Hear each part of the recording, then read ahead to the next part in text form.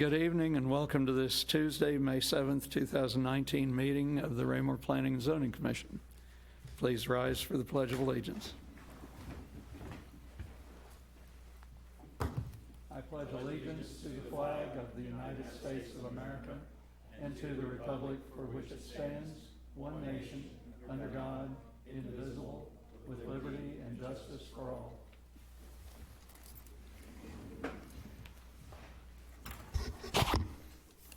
Thank you. We'll call roll. Commissioner Wiggins. Present. Commissioner Armstrong. Present. Commissioner Bowie. Commissioner Crane. Commissioner Fizer. Present. Commissioner Peterman. Present. Commissioner Urquia. Mayor Turnbow. Present. And Commissioner Faulkner is present. We do have a quorum. Let's see. No personal appearances scheduled this evening.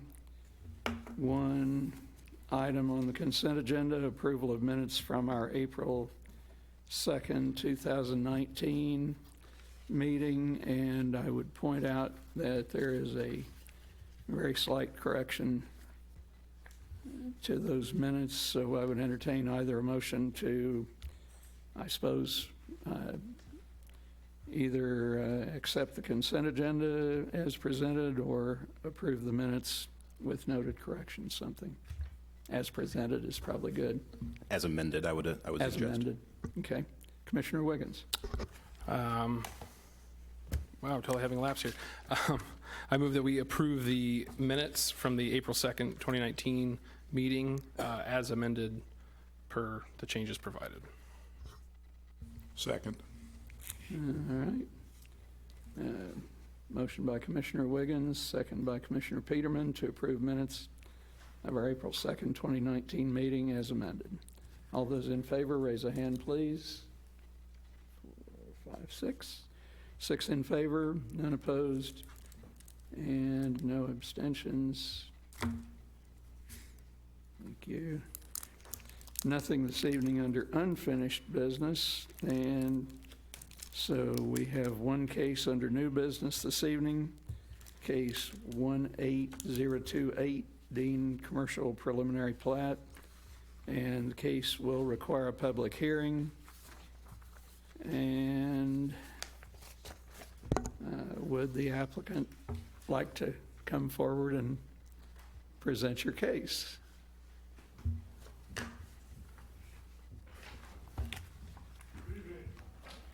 Is it on? Shit, here we go. Thank you. There we go. We got it. Make some noise. I can hear you. Good evening. My name's Steve Warger with Renaissance Infrastructure Consulting, address 5015 Northwest Canal Street, Riverside, Missouri. Here tonight on behalf of the Dean family with a project located at the southwest quadrant of North Fox Ridge and 58 Highway.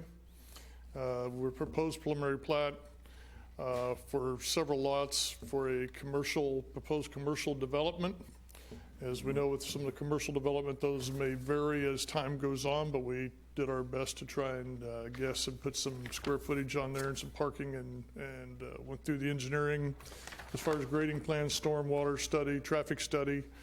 All those have been submitted, and we've received the review comments and approvals. We do have some conditions within the staff report.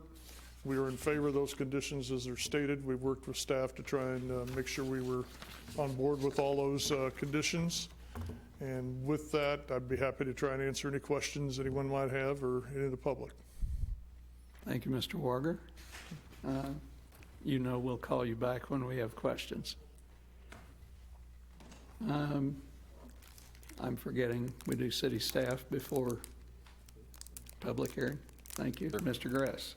Thank you, sir. I will point out, as the applicant mentioned with the conditions, in addition to the corrections to the minutes, you will find a corrected recommendation with conditions as a second copy up there on the dais. As the applicant mentioned, we met yesterday with the applicant and their engineer to discuss some of those conditions and kind of reworded those to provide some clarification on what those conditions were actually talking about and who the responsibility of those conditions were going to fall on. And so those were a little bit different than the staff report that was included in your packets last week. So to make sure you were clear on those conditions before we get started. As the applicant mentioned, they are requesting preliminary plat approval for a proposed 40-acre development for a commercial property named the Dean Commercial Preliminary Plat, which is located on the southwest corner of 58 Highway and Fox Ridge Drive. I've included within your staff report some pictures of the site as it is today from some adjacent buildings. You can see on page number 2, that's the view looking across Fox Ridge Drive from the entrance into the Manor Homes of Eagle Glen apartment complex. There are some proposed entrances, which I'll get into along Fox Ridge, so I'll kind of point out generally where those are in relation to some of the buildings today. The second picture there on page 2, you'll see the view looking west from the CVS entrance on Fox Ridge across the site. On the preliminary plat, you'll see there is a proposed entrance that would align with that entrance into CVS to kind of give you a bearing of where you're at on the site right there. And you can look at that and kind of compare that with the plat that was included in your packet as well. Moving on to page 3, that's the view looking across the intersection of 58 Highway and Fox Ridge Drive, looking at the very northeastern corner of that lot. And then the last picture shows the view looking towards the majority of the property from the current ending of Ridgeway Drive near the Ridgeway Villas subdivision and the Legends townhomes over there. And then the last photo there shows the view looking south across from sort of the Willowwind development and Peace Drive. That's the view looking south across 58. You can kind of see the conversion of those two stream corridors, which gives you, again, just a nice bearing of where we're talking about on the property. The property is currently zoned C3, which is our regional commercial development. It's surrounded by the PUD at Foxwood Springs and then the C2 general commercial at Willowwind to the north. To the south, there's the R3B apartment community residential development.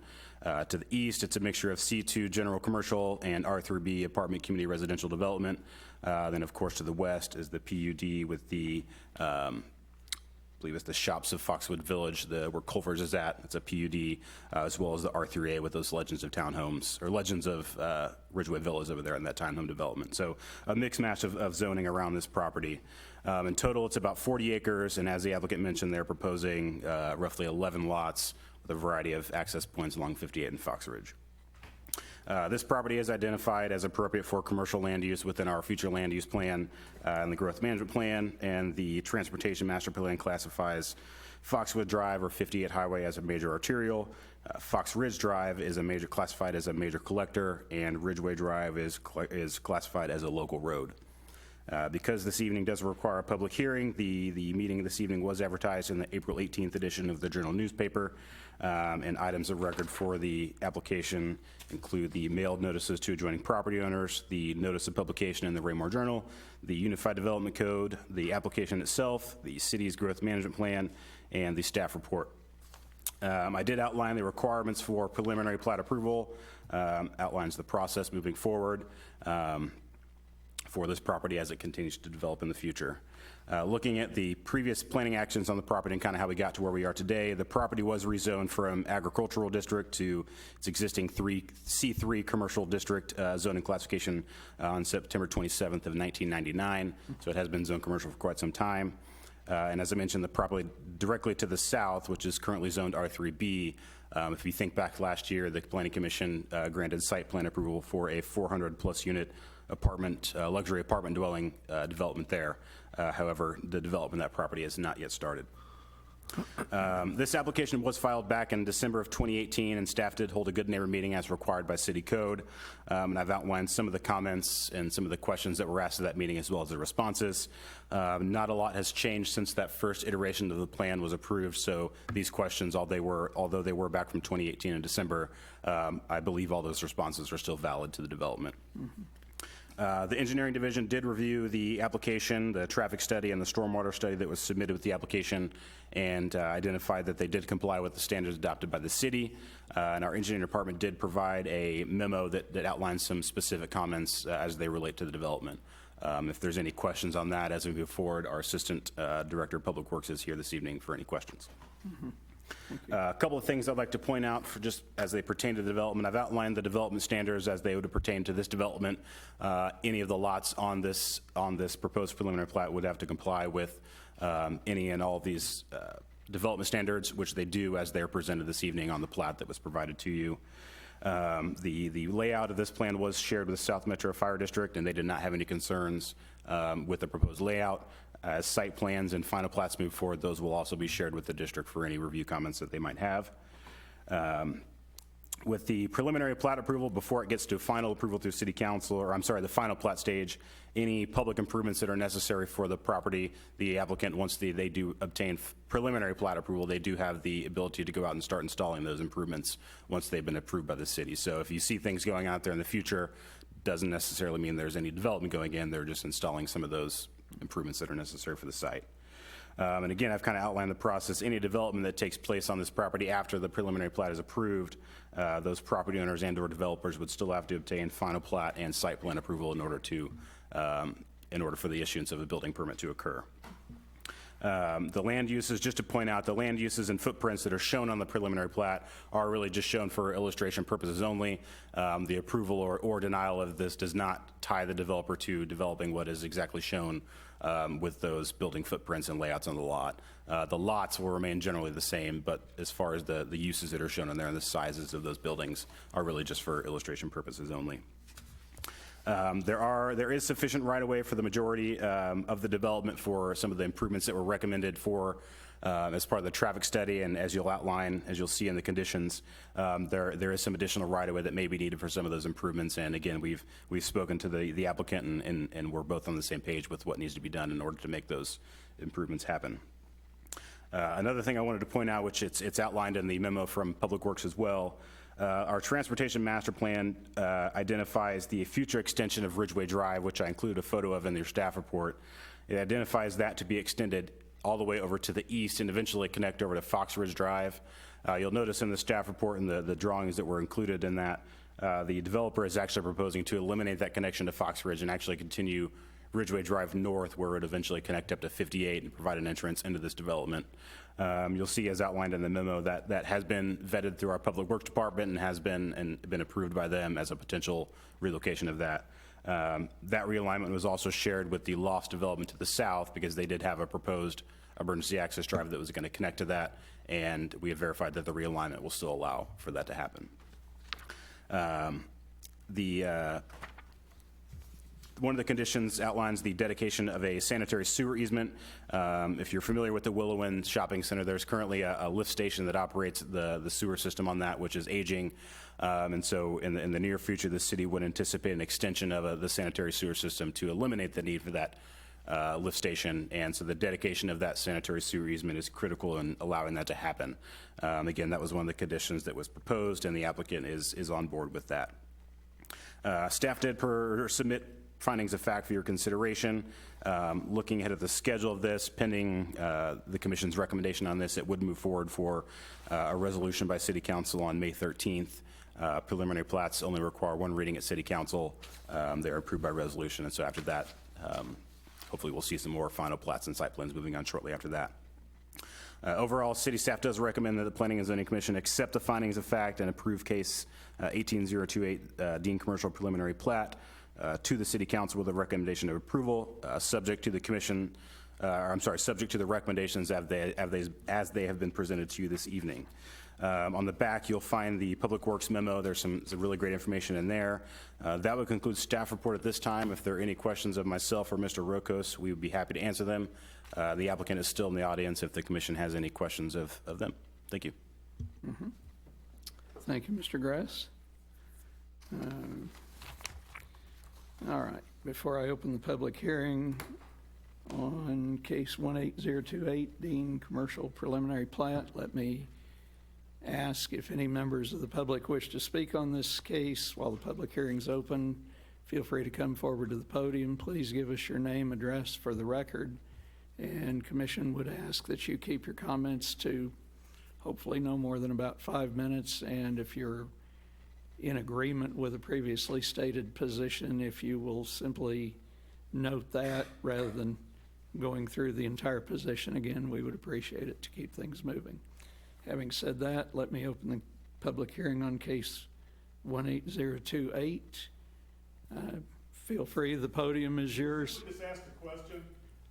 I'd really rather, since we record this, if you don't mind, Don't mind at all. I just and simple question. make sure the mic is lighted green. Can you still give us your name and address? I'd be happy to. My name is Charles McLean, 19506 South State Route J, Peculiar. But I'm here representing as the board moderator for Raymore Christian Church. Oh, And that said, my question is this. Did I hear you say at the end that Ridgeway, instead of going east-west, could possibly end up going north-south? That is correct. If you're familiar with where it terminates right now, and I'd be happy to share the drawing with you, it would extend easterly for a significant portion of the site, but before it connects to Fox Ridge, it would turn north and connect to 58 on what would be the west side of that creek. Okay, is that going to be like right across the street from Raymore Christian Church, I guess? Or is it going to line up with Peace Drive, or? It would align in between, generally right in the middle of Peace Drive and Mott Drive, so the entrance into Foxwood Springs and Okay, Peace so Drive. In between those two? So then? generally right in the middle of those two So access points. it'll tee in there, and then, well, there's no way it can go across the street unless you're going to start tearing out houses and Right. things. Correct. Thank you. Answers my plan. question. yep, thank you. Good question. Yeah. We're good. Would anyone else like to speak on this case?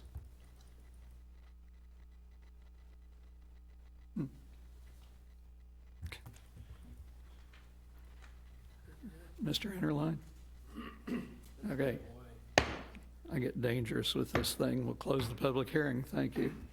And move on to discussion from the commission. Feel free to ask questions of city staff and/or the applicant. Commissioner Urquia. Wiggins? How'd Urquia's I not do even that? here. I told you to keep an eye on me. That's Thank why I'm you. here. Sorry, Matthew. Okay, I have lots of questions. I hope most of them are fairly simple or have justified answers. Regarding Lovegrass and Rye, do we have legitimate traffic information that says that there's any reason why we allow left-hand turns out of those onto 58? I think of every day when I drop my kids off at daycare down the street, and in the morning, I have to fight across 58 to make a left-hand turn. It's really dangerous. I think of the problems we have at Kentucky, which is why we're hopefully spending tens or hundreds of thousands of dollars to reroute a road because it's a dangerous intersection to cross 58. We have problems with people pulling out of the Cadence development where, you know, Panda and stuff are. Yeah.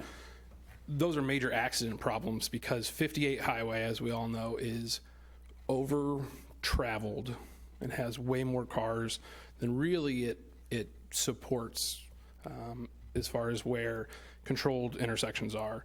We're talking about putting 2 more uncontrolled intersections on to that street, one of which is going to directly connect, if I'm understanding your guys' things right, to a 400-unit apartment complex, that those people aren't going to come out to Fox Ridge, because the apartment complex had intentions to connect to Ridgeway. So are they just not going to do that? They're just going to have their one. So that was, sorry to kind of move off, but so they're only going to have that single entrance in and out of Fox Ridge. They had, when they presented to us, they wanted to eventually create a north access point for their complex. Are they giving that up entirely? Correct. Okay. That helps solve that part, then. They will still be connecting to that. Their realignment of Ridgeway still allows them for that secondary access from there. Fine, 200 units plus all of the traffic, which I assume some of this stuff is AM traffic that is crossing a heavy westbound traffic. I mean, just those two things alone automatically put this in a bad position with me, just on that, having left turn out of there. I know we have massive problems with left turn onto 58 from uncontrolled intersections. So has there been any thought as to, obviously we have access points, you know, sending it out to the west to Mott, which is controlled, sending it to the east to Fox Ridge, which is controlled. Is there any thought as to why we wouldn't do something like we do in front of CVS, where it's right in only and right out only?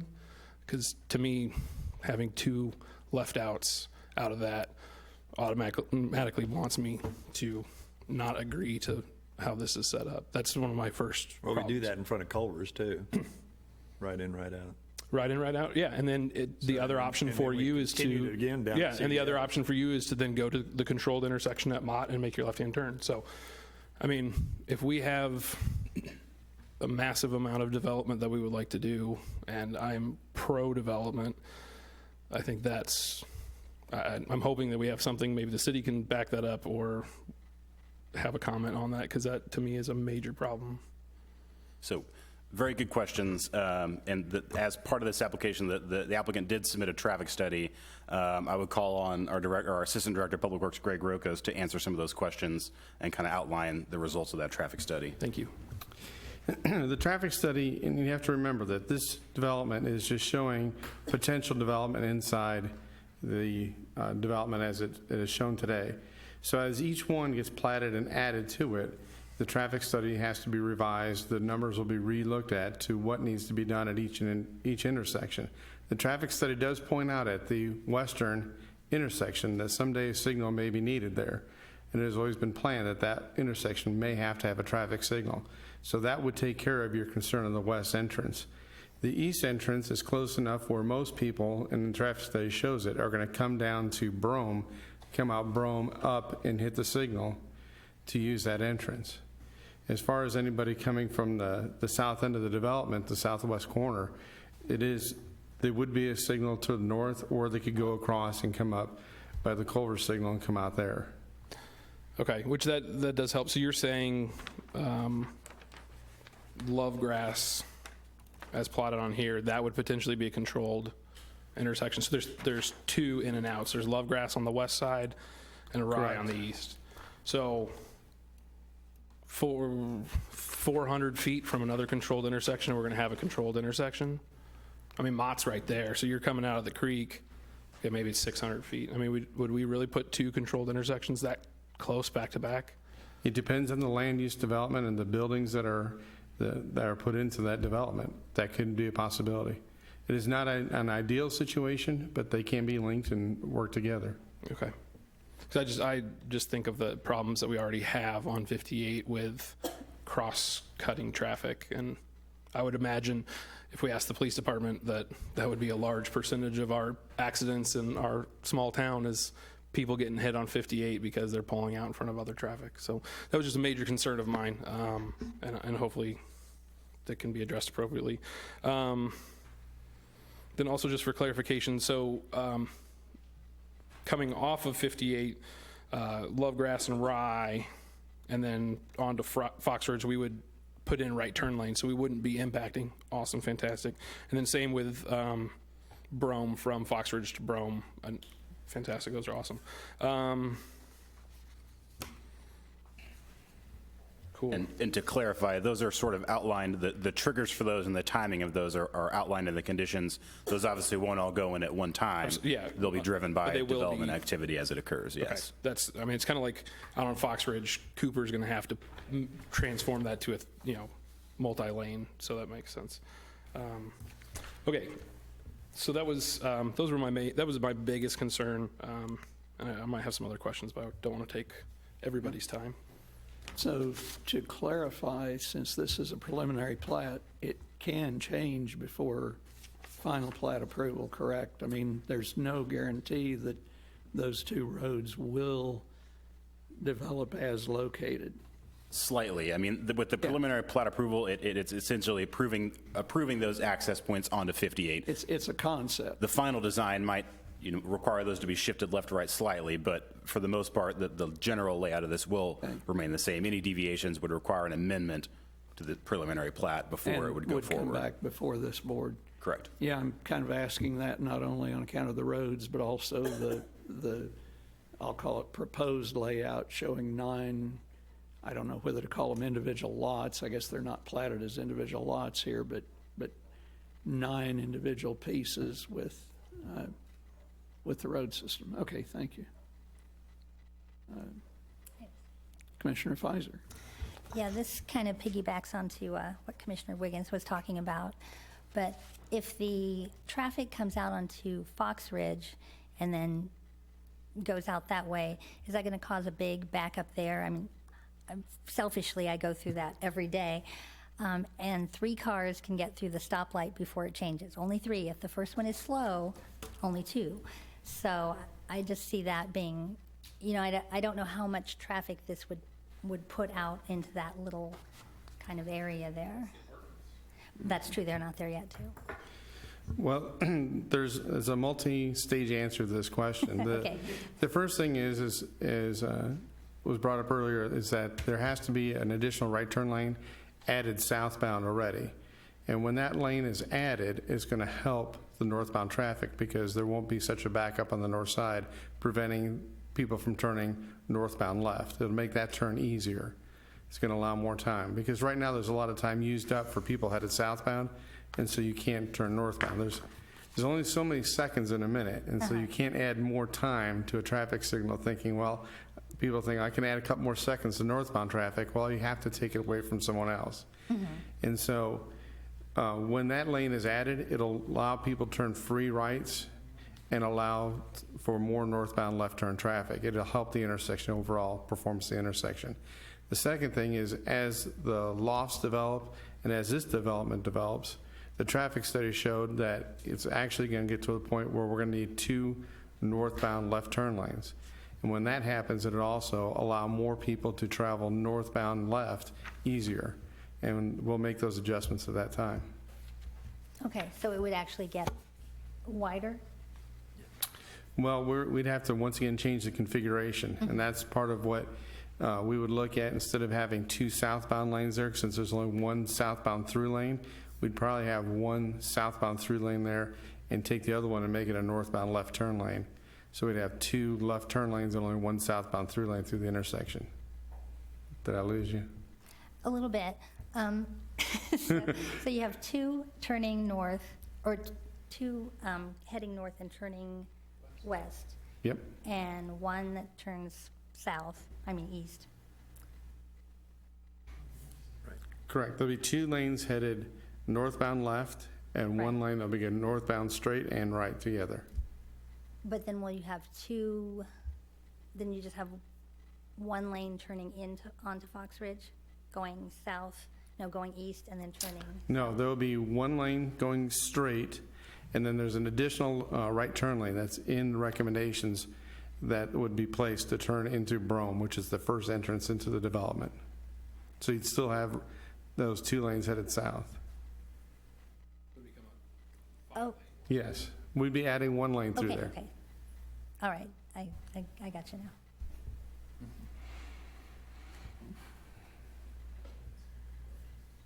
Yeah, you're fine. Okay. Commissioner Wiggins. Thank you. I don't know if this is for city or if this would be more for the developer. Obviously, this is a preliminary plat, so nothing is necessarily in stone, but I'd be curious if there are entities that have shown some interest, obviously without giving anything away, but like I see restaurant, which is fantastic, because if anybody attended or listened to yesterday's council meeting, the results from the citywide survey came back, and the number 1 thing with a 97% rate of accuracy is sit down restaurants. So there's 2 things on here that I automatically see that I could throw out the window if we possibly could, because people, with the exception of Chick-fil-A, people in Raymore want no more fast food, period, end of story. Like I said, with the exception of Chick-fil-A. So if you can get that happening, you will have so many happy people. So I'd love to see some restaurants. There's a couple on here. But I'm curious about the big one on the corner, the gas station lot, if that is something that is kind of in the works as something, or that would be an ideal location, obviously a corner spot, because that obviously, hypothetical, a quick trip or something that's more than just a small in and out kind of place, that adds to the traffic, especially AM traffic, people getting gas on the way to work, and that just tenfold increases traffic problems, especially, again, with that left out coming out of something like that. So I just was curious if this is just kind of sketches on paper, but nobody ever really does that. They usually have something in their back pocket for coming up with some of these ideas, and traffic for a gas station in the AM concerns me a little bit too. So just throwing that out there. from the city's aspect, we have not received any applications for any development on this property other than what you see here this evening. I would obviously invite the applicant up if they want to divulge any information that they might have, but as you mentioned, stuff is usually kept under wraps until it's time to move. And the reason I ask, because that just adds to my, I didn't even think about that at first when I was thinking out of the left out traffic, but you now add a bunch of cars they just, stopped into the gas station. Unless some of these are AM stops, coffee shop or breakfast places, this is going to just, especially that close to Fox Ridge, is going to just add to that much more westbound left cross traffic, which just worries me even more. But Mr. Warger? Yes, I can try to address that a little bit. There is some interest in just one of the lots at this point. And not saying who, what, or whatever, but you will probably be aware of that, I would assume, soon. It's not through our ownership or through me as far as the engineer for the project, but that will be probably coming. To kind of talk a little bit too, just to take the advantage of this being here as far as addressing some of the traffic situation. And at one point that you're making there, obviously, as far as AM traffic, but mostly in a commercial development, there is not much AM traffic because you'd have to be open at 8 o'clock in the morning and nobody's open on some of those. Now, there are some potential places that would do that. And also like your Quick Trips and some of those places, they'll go on that side, but a lot of time if they want the morning traffic or gearing more towards the morning traffic, they're going to be built on the north side on the way. Sure. And for the most part, most people learn after a while to go the path of least resistance to get out. So they're, if you're sitting there waiting for 30 minutes to make a left-hand turn out of there because it's so crowded on 58, then yeah, you're probably going to learn. But the other thing to that, to go to your other point, and sit-down restaurant, I would assume you could probably talk to your economic director person, but I'm not sure with some name brand sit-down restaurants that you have enough traffic on 58 to bring them here. Okay. And it might be something just for your general information, because many years ago, I was at the city of Gladstone in North Oak in the 80s, and there was 4-lane traffic, and it was packed, and most of the big name ones said it's not enough traffic. Sure, for us to absolutely. get in there. So just little points to that, and, this, Because they want to be probably closer to 49. well, not necessarily, they want traffic. If Well- the traffic's going in front of them, they'll go there. And so just bringing that up, but I have No, I idea. appreciate that insight. Absolutely. Thank you. Steve, don't leave. Okay. I want to ask you, again, I'm going to pile on to what Matt was talking about, and that's those west and east drives. I'm not sure that left coming out of either one of those is a good idea. We did it to CVS, we did it to Culver's, and to direct vehicles to the light so that they could get in and out easier. And I just don't see why we need 2 entrances there. I might actually get away with one like we've done in front of Cadence. Even that one sends shivers up my spine most of the time. And we're watching that one very closely for traffic accidents. But a lot of people get pushed to the lights there too. They've learned, like you said earlier, rather than wait 20 minutes to turn left out of there, they go the back way and hit the lights on either Dean Avenue or there by Steak and Shake. So I don't know. I'm really laboring on the preliminary plat having this particular verbiage in it from the recommendation from Public Works with regard to that now. If it's going to be too tough for us to make those alterations in the future. And David, you just about said it. You said, well, it does put it in there. And so it would be a stretch for us then to make them change that configuration in the future. I didn't know, Steve, is there any way for you guys to go back and take a look at that to see if Well, those I types guess- of entrances can be modified? Well, I think there's 2 or 3 things answering to that. One, the east entrance basically lines up with the commercial entrance at Windmill Shopping Center. So that would be a straight. Peace Drive? Or, Does it line up be a with Peace straight, Drive? straight across from that. So, Does? With Willwind, yes, it does. yeah. Are you talking about the entrance to Willowwind or Peace Drive? Willowwind. Because Willowwind is another commercial entrance that's unsignalized. Correct. So you're going to put 2 there, and now somebody's going to jump across the street.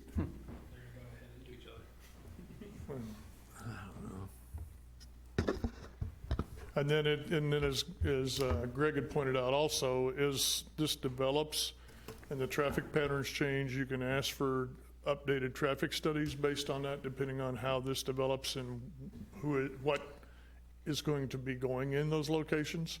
I mean, it may just be that there's a retail spot that probably doesn't generate any traffic. We don't know. It may not even be a commercial deal. Somebody may come back and change something from that standpoint. But you have the right, as those site plans come in, to ask for an updated traffic study. I understand what you're saying about the two entrances, but then to try and make this marketable, you about have to have, for a commercial venture, you about have to have at least the thought that there would be the two entrances. Yeah, I'm not saying do away with the entrances. I'm just talking about modifications to it so that And it's again, if the easier traffic warrants it, in and out. they would probably, and potentially you could go, depending on who it is, a right in, right out. If you, like a couple of those that you mentioned, like CVS and all, you're talking about something within a 1 or 1.5, 2 acre site, which you got it pretty Right, close. Or a signalized intersection. Rather than, you're signalized and then you've got just a short distance to be able to get them to another spot. And they're doing the right in, right out to have another access into their property. It's something as we go, as stuff goes in, we'll obviously take a closer look at it. And obviously, as far as from the traffic study review and the city requirements and all, it's probably more stringent with this preliminary plat and these conditions than I normally experience in other cities in the metro area. And so they've done a good job of looking at that and trying to put the right requirements up front, even with what you have here. Okay. Would you say there's a chance The chance what? to reconfigure? There's a chance, yes. Okay. Yes. I won't say for sure, but I mean, they got to have at least the access, and we'll have to figure out I understand. the best way to do that. There's other ways to do it where you can do like what they call a 3/4, where they have the left on one particular way and you don't have a left, maybe you don't have a left out, but you have a left in and a right and a left. You got a left in from the westbound where they can turn, but maybe you can't turn out. There's other options that can be done and is done in other larger municipalities in some places, more, east and west coast than they are here, but there are some here that does happen at. Okay. Thank you. Sure. Yeah.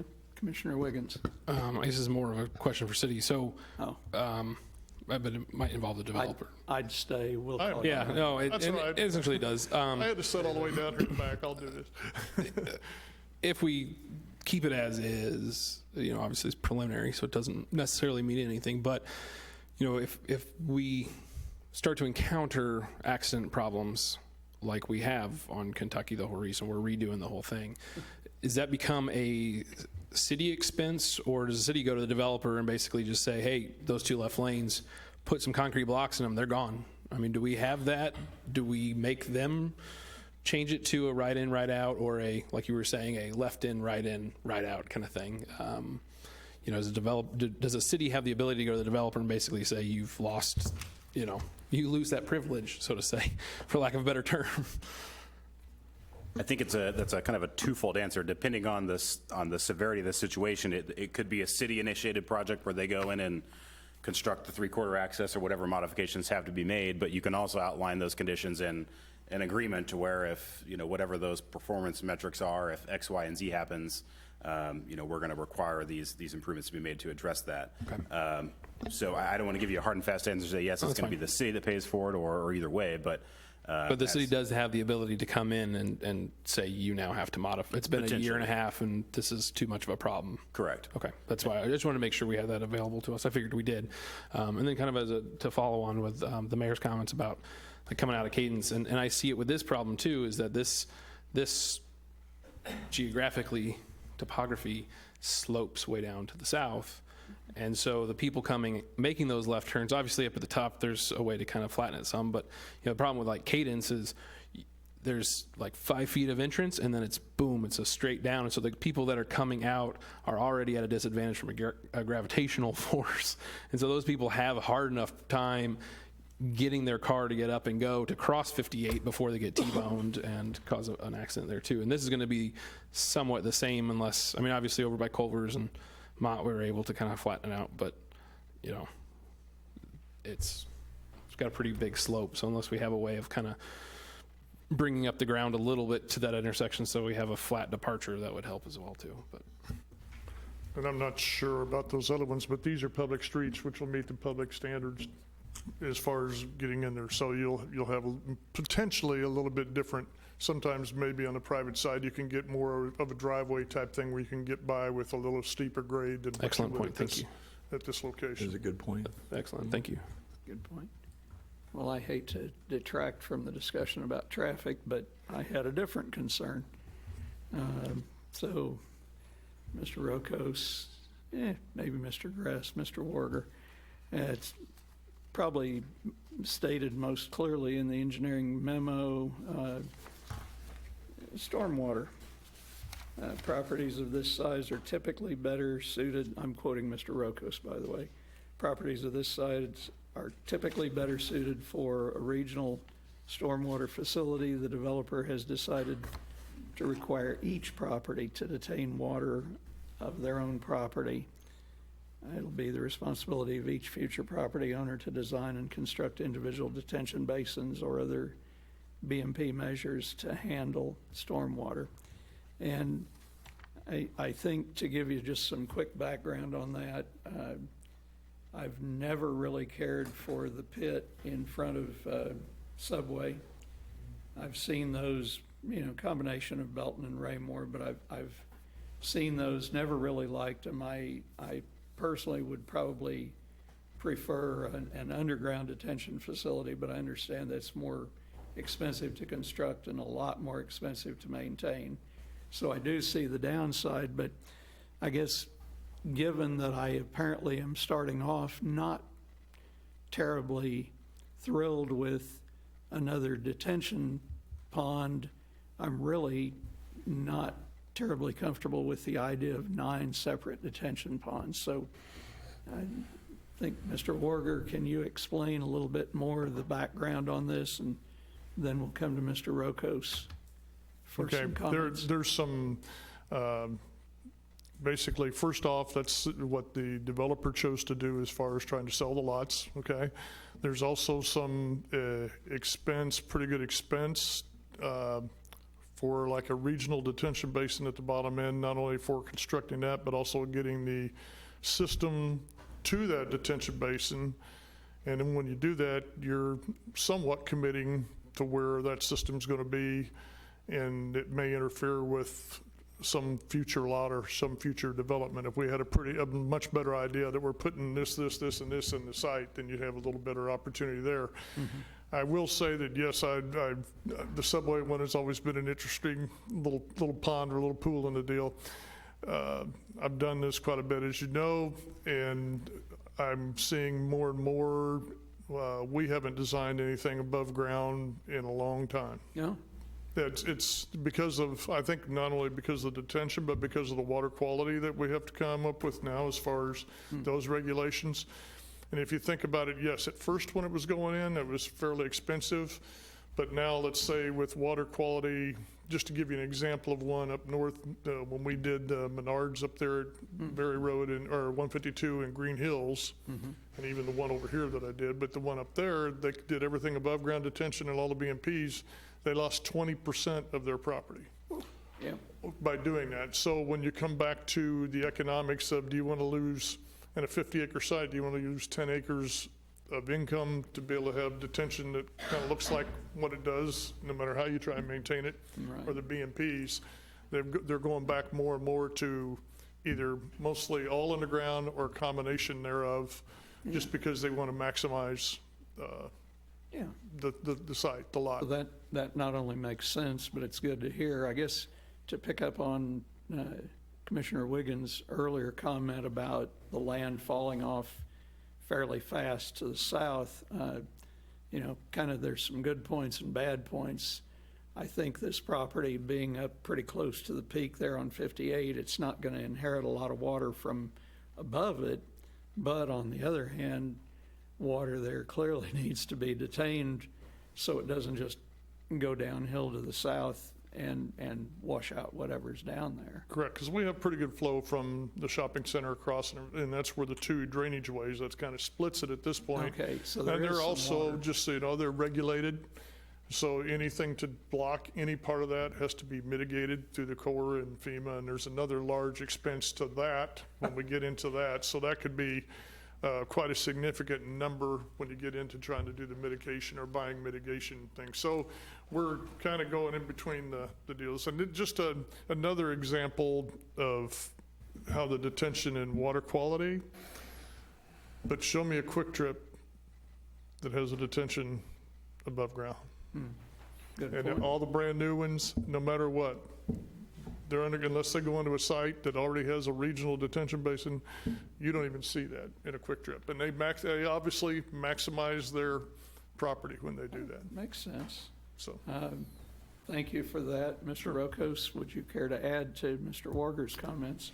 The only thing I'd like to add is that in the code, it does allow for each individual lot to have detention Sure. or to have a regional detention. So there's nothing that we could say, we don't want you to have individual detention on the lots. It's just a selection by the developer on which way to do it. And then we're just, well, the only note in the comment on that we made is that, you know, a lot of times regional ones do have a regional detention pond. And like you said, that is a choice that they make, and more people are going to underground storage of water. And if that's the choice that they make, that's up to them. So the choice really isn't pinned down until final engineering as far as just exactly how this is accomplished, I think. But after Mr. Warger's comments, it makes a whole lot more sense. Correct. Thank you. Okay. Other commissioners? Or the mayor, comments, questions? I have a question. Sure. Commissioner Pfizer. When this begins construction, say someone wants to build on Lot 5, is like Brom Drive completed? Is it put in as one, you know, a whole complete thing? Is it just up to that point? Well, it's funny you should pick Lot 5 and Lot 10, because that was one of our major comments in our discussions yesterday. Well, it was just the middle, so. Yeah, I was in the middle of, that's why it probably won't be one of the first ones, because Probably you're not. trying to get to, it's like doing phase 3 in a subdivision and you can't get to it with the streets. In the end, as it goes, it's probably, I would envision more of stuff along 58 and maybe a little bit south of it beginning. And so like if, let's say we go Lot 7, just up there in the corner, you're going to see part of Brome and part of the, I forget what we call it, North-South Street, but you'll have street all the way around it. Okay, right. It won't go farther west at this time, and it won't go farther south to that other road down there to that. And the reason you do that in a commercial deal is probably, it won't all be the same. Right. And I mean, I've just recently done one up in Kansas City, Missouri in the past 2 or 3 years, and they've been trying to develop it. And I bet we've done 50 or 60 different configurations of the layouts based on, you know, here comes the broker and he says, I've got this place, so where do we fit it, or how do we fit it, or how do we make this all work? And this is different than your single family, which you're set with a lot because you got to do it, and you're selling it and you can sell that. This one, we hate to pin ourselves in. If somebody comes in and needs 3 acres and all we got is a 2.5 acre site, what do? We move roads or just tell them to be gone? And so that's why you'll see this. Now, as it makes sense to go forward, and there will be some driving stuff, not only from a sales standpoint, but also from the city standpoint, from a traffic or a safety or whatever situation that we've got to extend different infrastructure, we will. But we'd like to not have to come in there and wish we had moved it 10 feet this way or 20 feet this way, or done something different with the grade. Thanks. Commissioner Wiggins. I was just thinking about this as you guys were talking about Lot 5. It's surrounded by, you know, 2 creeks, drainage creeks, whatever you want to really kind of look at them. Right now, they're not necessarily great because they're all growing into each other, but lots of mature trees. Is that the kind of thing that this is a complete scrape project as you work through these things, or, you know, around the creek areas, would there be some? We have the retention. stream, you have the stream setback that we did, that within the city requirements, and I believe that's shown on there. Greg? Well, I see like It the, is. Yeah, and so what we can do, disturb up to that stream setback. okay, so those, the dashed lines, Mr. Roker, so those, Right. the trees within that corridor would stay. And I will tell you this, in being all, honest and everything with what's going on, if somebody came in and wanted to take 10 acres on that corner and wanted to pay for the mitigation and wanted to pay for this and wanted to pay for that, yes, it would be wiped out. The chances of that with what the mitigation costs and all some of that stuff are going to be, I doubt would happen because of location. If we were out on the highway or something, it'd be a different story, but I don't think you're going to get. Yeah, and I realize they're not like, it's not a grove of beautiful oaks or something No, like but- that, but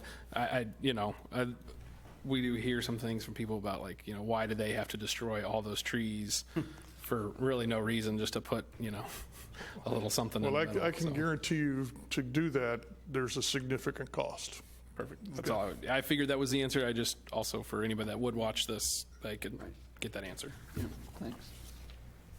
I'm kind of going back, reviewing, since this is a preliminary plat, there are a lot of things pinned down, there are a lot of things that we don't know for sure.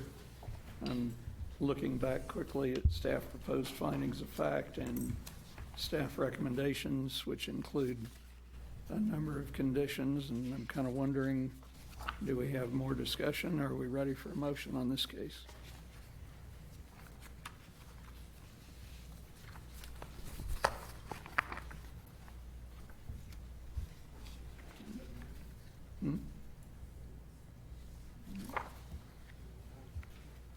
Okay. Questions, comments? Yeah. I'm good. If nobody else has anything, I will make a motion. I make a motion that we approve 18028 Dean Commercial Preliminary Plat and forward the case on to City Council with a recommendation of approval subject to the following conditions provided by city staff. And do I hear a second? I'll second. Thank you, Commissioner Peterman. All right, if I can rephrase this halfway accurately, a motion by Commissioner Wiggins, second by Commissioner Peterman to accept staff proposed findings of fact on case 18028, Dean Commercial Preliminary Plat, forward to City Council with a recommendation of approval, subject to the noted conditions. And I was going to try to iterate conditions 1, 2, and 3, and 3 breaks into A through E now, so how's that? There's a lot of conditions hiding in there. Does that sound okay? Sure. All right. Is there any discussion on the motion? And if not, all those in favor, raise a hand, please. 4, 5, 6. 6 in favor, none opposed, no abstentions. Amazing how that works sometimes. Thank you. Thank you. Okay. I'll get back on the agenda here in a moment. All right, Mr. Gress, Mr. Enterline, I guess we're ready for City Council report. Thank you, Commissioner. Thank you for allowing me last time to divert my responsibility on the City Council report to Mr. Gress. I'm a little more prepared tonight, and I'm definitely ready to go and report on the City Council matters that may pertain to you all as the Commission. First thing, at the City Council meeting on April 8th, 2019, the first meeting that occurred that night was for the newly elected officials to take their oath of office. So to report on that, Mayor Turnbow was reelected to a three-year term, excuse me. Council member for Ward 1, Dale Jacobson, was elected to a 2-year term. Joseph Burke, council member for Ward 2, was elected to a 2-year term. Kevin Barber, council member from Ward 3, was elected to a 2-year term. And John Berenson, council member for Ward 4, was elected to a 2-year term. They were all sworn in at the first meeting to occur on April 8th. The second meeting to occur on April 8th didn't have matters that were directly relevant to anything that's been in front of you all before. A few contracts were awarded by the City Council that night, one for screen printing and embroidery services for city staff members, and a second one for beverage vending and supply services contract for the Parks and Rec Department. All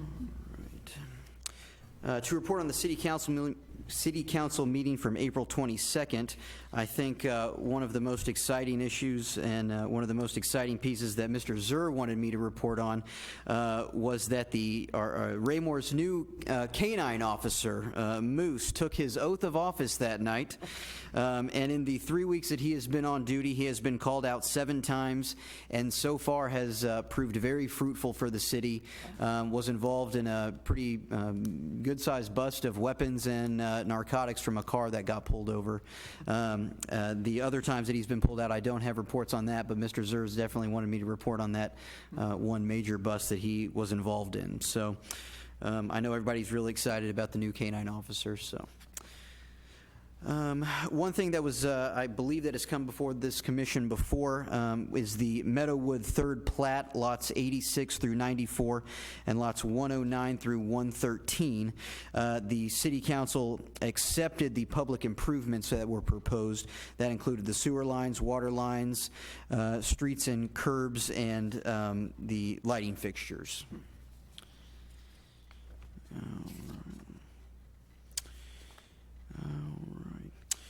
And finally, at that meeting on the 22nd, the governing board members on the Planning and Zoning Commission, as you all are aware, Section 465-020B4 allows the mayor to designate someone to serve on the commission and may serve that one-year term himself. You will see that Mr. Mayor is present tonight and has elected to serve on this commission for another year. So, and then at that same meeting, Council Member Jay Holman, I believe served with you all on the commission before, was elected the mayor pro tem. So.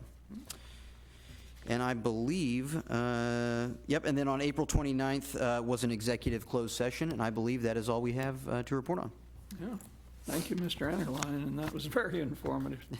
Covered a lot of territory. Mr. Gress and then Mr. Rokos, we'd like to hear the staff report. Thank you, sir. I do have a couple things to report on here for some of our upcoming meetings.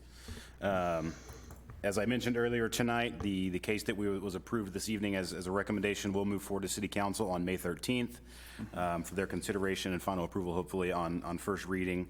Our next meeting scheduled for May 21st. As you're well aware, staff has been working over the last several months on research as it pertains to a potential code amendment that would allow chickens on smaller lots within the city. Staff has concluded their draft or first proposal of an ordinance that would allow that, and we will be bringing that to the commission for their first review on May 21st. I will mention before I move any further, as I mentioned, staff did conclude their drafting of that ordinance within the last couple of weeks. And we've been working pretty closely with a group here in Raymore that has been particularly interested in that issue. And so just in the name of transparency, that draft ordinance was shared ahead of time with that group, so they had a chance to look over and review what staff had recommended. We understand that that's a little bit different than the process that we would normally go through. Typically, we wouldn't release that information until it was ready to be released for Planning and Zoning Commission. And so because of that, I do have copies of the ordinance if any of you all would like to take a look at it beforehand, mark up any changes if you have any, or if you have any questions on it. I feel it's only fair that you all have the chance to look at it if we're passing that information out to the public. So if you're interested in it, please see me after the meeting. I'll be happy to go over it with you and give you a copy. On June 4th, we do have a couple applications scheduled for our June 4th meeting. As I mentioned this evening, as it kind of pertained to our previous case, the lofts at Fox Ridge, that site plan was approved back in 2018. And I'll kind of go over, so that applicant has made a couple of minor changes to their site plan. If you can think back, if you remember on the very, I guess, far western portion of their site, they had a really large building that had some underground parking. Some of the changes they've made, they've split that building up into 2 smaller units that kind of match all the rest of the buildings on that site. And they've replaced the covered parking with kind of scattering some structured garages throughout the site. Very minor changes, but we thought it was only fair that the commission was made aware of that before they proceed any further. So you all will see that at your June 4th meeting and see the really great changes that they made. We'll also be separate from the UDC amendment I just mentioned. We'll also be bringing forward some potential changes to our Unified Development Code as it would relate to some different code items within that document. Not listed on here, just yesterday afternoon, we did receive an application for a potential multifamily PUD residential development. If you're familiar with the lots over here on Town Center between Conway, Pine Street, and Sunset, currently zoned commercial, however, have been undeveloped for some time. The developer is interested in purchasing those and developing some multifamily townhome units. It's an existing developer that has done some work here in the city and is currently developing some units. And we're excited to have a potentially really exciting project there. So staff is currently working on the review of that project, and again, you can expect to see that at your June 18th meeting for their PUD proposal. I believe that would conclude staff report. I will touch on the fact that I believe this is the first time we met since our conference in San Francisco. Myself, Mr. Carteret, and Commissioner Fizer had a great time, attended a lot of sessions. The funny thing is that I only ran into each of them once at the commission, or at that meeting. The other time was for a dinner, and so that gives you an idea of how many people are there, the amount of sessions that you have to attend, and just the overall scale of that convention. But I learned a lot, and Mr. Carteret had a good time, and hopefully Commissioner Fizer and her husband learned a lot and were able to have some fun in San Francisco. But that will conclude staff report. I will call on Mr. Rokos to update you all on Public Works. Yep, thank you, Mr. Gress. Mr. Rokos. I have three things for you. Basically, we're working two subdivisions right now. One is Evanbrook at the end of Sunset. That one is, it's basically, we're in the same spot in all our jobs. If it would stop raining, we could probably get some more work done. But right now, we're slugging it out in the mud. The other subdivision is, or the phase we're working on is Westbrook 15. You've probably seen it's ready for curb. However, that's not going to happen anytime soon. The other project we're working on is, we're still working up at Hawkridge Park, and that we're probably about 80% of the way through it. The big thing right now is we need paved trails and paved parking lots, and that's not going to happen anytime soon. If you could tell me when it's going to start raining, I could probably tell you when we're going to pave it. So that's my staff report. Yes, sir. Commissioner Wiggins. Quick question. You mentioned Sunset. Is that down the south part where then it connects to like the county, that like Sunset Right. and Bristol, that little section down there that's unconnected? Is that where you guys are? Correct. Okay. It goes right down to it. Thank you. Okay. All right. If we don't have any more questions for staff, I will open the floor for a minute for public comment. If anyone remaining would like to speak this evening. Otherwise, we'll say hi and thank you for your attendance. We will move on to commission member comment. Hope I don't pick on the same person every meeting, but Commissioner Peterman, can I start with you this evening? I don't have anything. Okay, Commissioner Armstrong. Just thanks to staff again for their time and efforts. And Commissioner Wiggins. Thank you, city staff, for all your work, and hopefully all of my questions made sense. And yeah, thank you. Yep. Vice Chair Fizer. Okay, I'm going to give a little summary of San Francisco and what I learned. First, I'd like to thank the city for allowing this, because I think it's really great that like one of us gets to go, and I encourage everybody to try and do it, because it is, I don't know, I'm like at work saying, oh, I'm going to a planning conference on my vacation, and everyone looks at me like I'm crazy, but it really is, I don't know, it's eye-opening and fun and informative and all of that. So I'd like to say that we're pretty lucky, because a lot of people I run into, they ask me what I do, and I say, oh, I'm a commissioner, and they're like, oh, they send someone from your commission, and it's like, so it's not that common, really, I guess, so it's a good privilege to have. And so the first thing was that the keynote speaker was a violinist with the Los Angeles Symphony named Vijay Gupta, and he's doing like amazing stuff with the homeless on Skid Row, and it's extremely inspiring, so I would encourage everyone to just look him up and see what he's doing, because it's pretty fascinating. And when I took the orientation tour of the city, I discovered that everything that happens in San Francisco is due to litigation. Either someone is suing to get something built or someone is suing to not get it built. But every single thing seems to be litigation. Our tour guides were pretty Careful. pretty careful. humorous. We may be giving Mr. Enderlein some ideas. It was pretty interesting. And I also took a tour of the parks in San Francisco because they're doing a lot of work with all-inclusive parks, kind of like what we're doing. And they have some amazing parks. It was kind of a really fascinating tour to take. And then the final thing, I guess my biggest takeaway was that I did not know what a hill was until I went there. And you see these hills and you think, I can walk up that. And you can, but you have to stop midway and breathe a lot and then pause again and breathe a lot. And I did it, but I don't know that I would do it again. But now I know what a real hill is. So so again, thanks to the city for allowing that. And thank you for that update. Mayor Turnbow.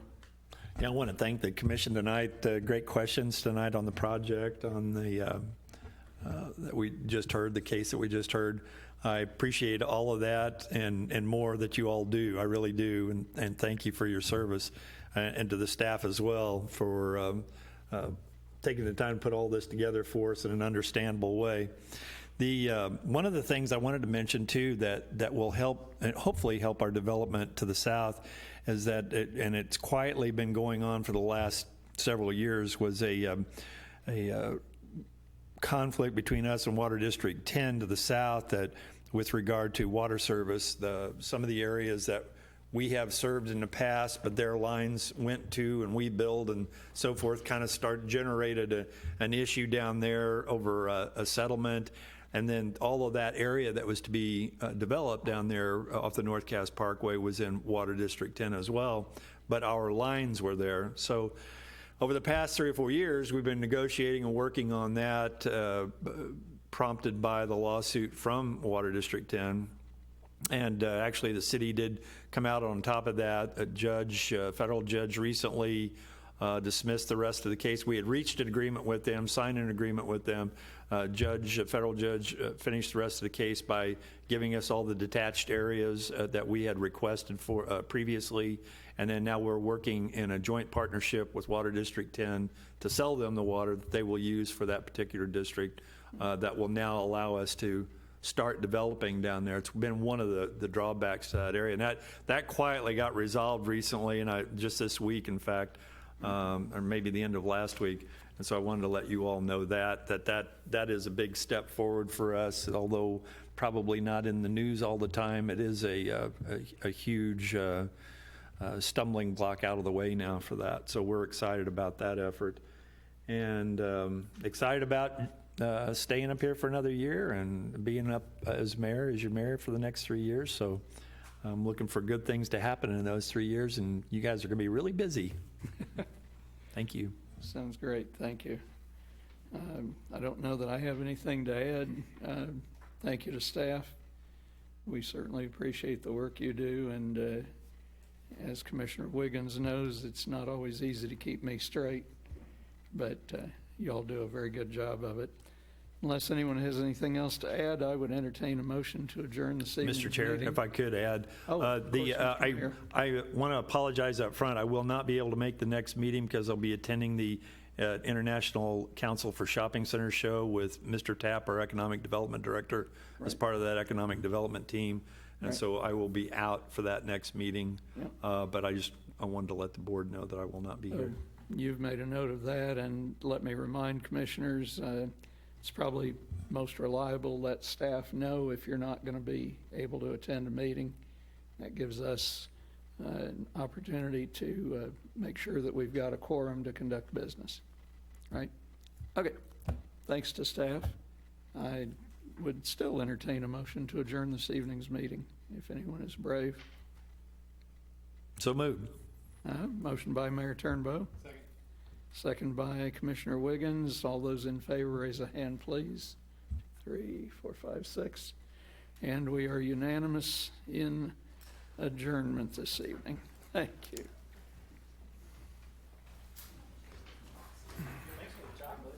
Yeah, thank you very much.